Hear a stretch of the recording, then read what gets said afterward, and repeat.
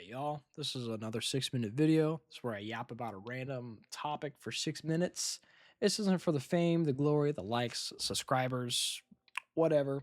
It's just for my personal growth as a speaker. I want to become a better, efficient speaker. I want to be able to string together long, coherent thoughts in my brain, in front of a camera, a microphone, without the social interaction of keeping the conversation going. Like I do a tangent, they do a tangent, and we can build off of each other. But isolating the speaking to just myself has been extraordinarily hard, and I really suggest that you do it too. You can gain a lot from it. Without further ado, we're getting into it. One more thing I'd like to add, though. So, further ado, I would like to eliminate all ands. Well, ands can stay. Ers, any filler words that I might use to trying to skirt the thinking process in my brain. It's really, really hard, but I feel like if I make a mental decision in my brain and a mental block to not say those words, I can propel myself to become a better speaker way faster. We're going to be playing some Pixel Gun today. We're just going to be going to the arena. And the topic I wanted to talk about, I got into it a couple videos ago, but I don't think I was saying it very well. I don't think I was saying it very well at all because I was so distracted and I was just not making sense. I was probably saying some just not even that true things. Like, oh, there's a filler word. Can't be saying those. I was just saying some not true things, just, rambling my brains out.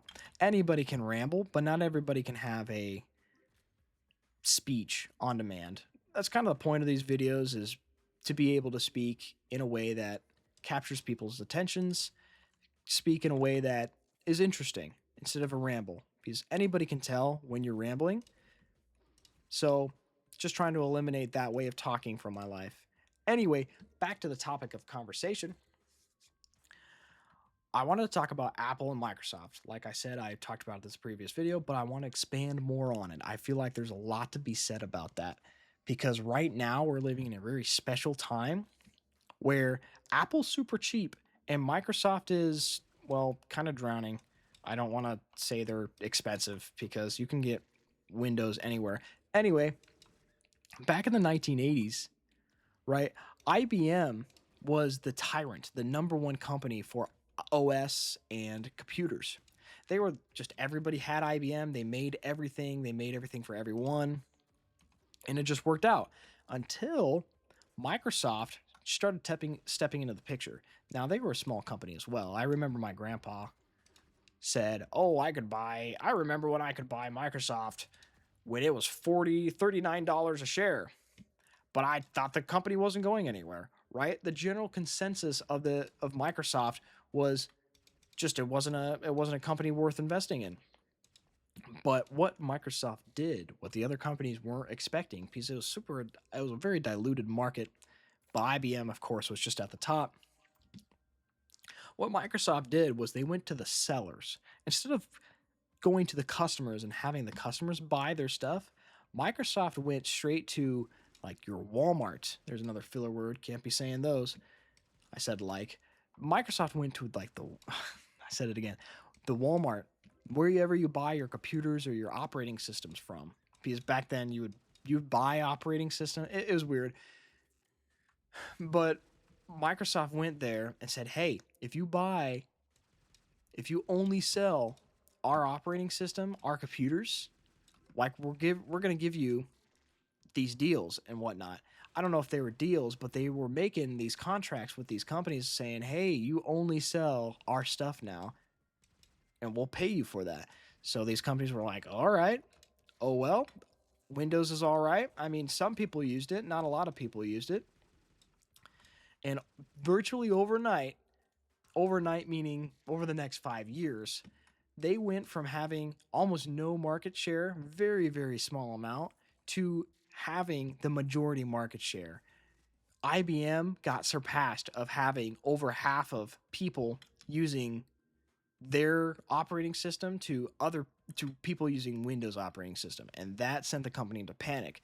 IBM's not totally gone now. They just make products that not a whole lot of people know about. Like you can walk into, I said a like again. Oh, it's such an instinctive word to say. Such an instinctive word to say. You can say it with anything, but the fact that when you say like, you're circumventing your brain process for what you actually want to say. Well, your brain actually wants to say something, but when you say like, you're foregoing what your brain wanted to say and for something easier to say.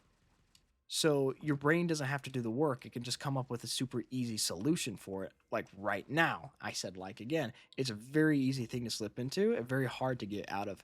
Anyway, back to the story, right? Windows Windows was skyrocketed to the top over the 5 years in the 1980s. It could have been the 90s. I'm not too sure. I didn't live during then, but they were super genius in doing that. That they didn't quite see Apple coming up behind them. Apple at that time was they're still doing desktop computers. They weren't really doing a whole lot. I don't want to say the company wasn't doing anything, but they weren't. They didn't have the Steve Jobs, but he did step into the picture and he dominated the competition. There was a company called Compaq.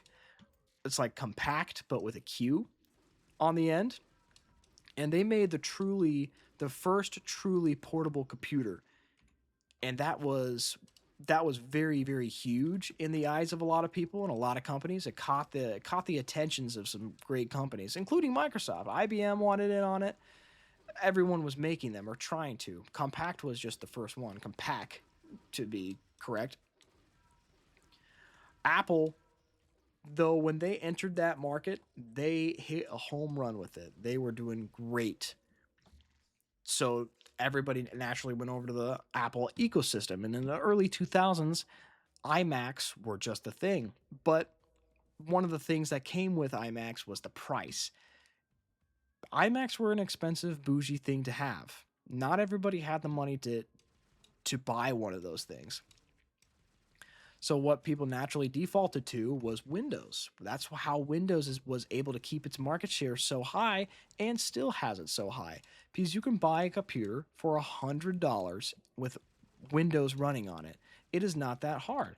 But to get a MacBook at the same the minimum MacBook, like the same minimum entry point as a Windows, I want to even call it the same, you're looking at $1,000 minimum. $1,000 for arguably you could say an overpriced machine, because Mac does not sell you the components in their computers. They're selling you their software. And that's how it's so expensive. But Apple has a really super great thing, as I just mentioned, is their operating system is what they're selling you. They're not selling you a good computer hardware wise. You're getting the ultimate producer's machine, the ultimate liberal arts protection machine, as I can say it. Said another oh well. But Apple was super expensive. Windows was super highly available and moderately cheap. But what you've seen in the past year is Microsoft is vibe coding all of their updates. They're releasing crap updates that can't even let the system run. Microsoft is kind of going in the gutter, though. I mean, they're a $3.7 trillion company. They're too big to fail. Like legitimately, you just can't lose that much money. Well, never say never, but you can't lose that much money, in a year. So they're trying out some things like AI that's not been doing great, and it's been causing an influx of people to go to other operating systems.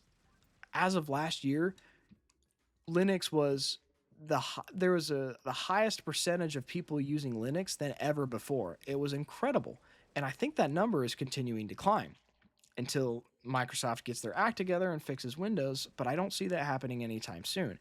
At the same time, you see companies like Apple releasing things like the MacBook Neo. Now, don't even get me started on it. That thing is student's a college student's dream to have. It is a $600 computer with MacBook OS on it. It has 8 gigabytes of RAM. That is the one drawback, but it has the screen, the display, it has the keyboard, it has the Apple functionality, the Apple ecosystem. It's got the I don't think it has a backlight actually. Doesn't have backlight. Who needs that anyway? It's got the good speakers from Apple. It's got the engineering chassis from Apple. It's got the engineering feat, just the incredible, magnificent body of it. And that's only for $600. That is the best deal you'll ever see from Apple ever. Because before then, you would have to pay $1,000 minimum just to see the MacBook, the Mac OS. That's just how it was. You could buy old ones, but they was always depreciate it. They would always depreciate their assets 5 years after it released. They would give it updates for 5 years and then depreciate it, which that sucks. Apple was an expensive brand. You'd buy one, you'd have to update it, you'd have to buy new ones every so often. But now you're seeing Apple being the one to sell you an affordable device for a quality, or like for a high bar of quality. It's affordable for $600. I mean, somewhat affordable. $600 is still a lot for a lot of people, and I don't want to say it's cheap, but Windows entire there's another filler word. Oh no. Entire marketing campaign in the beginning was make it available to everyone. Shoot, you can just download the Windows ISO online to download on any computer. You cannot do that on or with Mac OS. It's just not possible. I mean, there's people ripped the code, there's people made fan made ones of it, but Apple does not want people downloading that stuff for their own use. They want you to go through their system, so you have to buy a MacBook from them. Like previously, a $1,000 purchase, which is a lot for just the software, but that's exactly what you're paying for. You are paying for the poor engineers that have slaved away at putting their heart and mind into making that software great. Anyway, that being said, now you see the tables have been turning because people are switching over to Linux. Apple's just released a really cheap computer. What is incredible is that this computer solves all the problems of people not going to Mac OS, and that's the price, right? Sure, some limitations on how people like to customize their things. That's another huge thing. People love Windows because it just lets you do whatever you want with it. Mac OS is a little bit more tight with that. They don't want to see their devices being used for things that they don't want it to be used for. Oh well. But I would say primarily the price is one of the biggest things that have kept people away from Mac OS. And now that you see this kind of flip flop of scenarios where Windows is now more of a people don't really want it. I don't even want to say it's a flip flop. Mac OS is just getting cheaper for people that don't have as much money. And Windows is becoming almost unusable at the point that people need to be switching to other things. So I'm really excited to see where Apple goes with the MacBook Neo and it's like this new affordable line of computers. And I'd love to see Microsoft's response.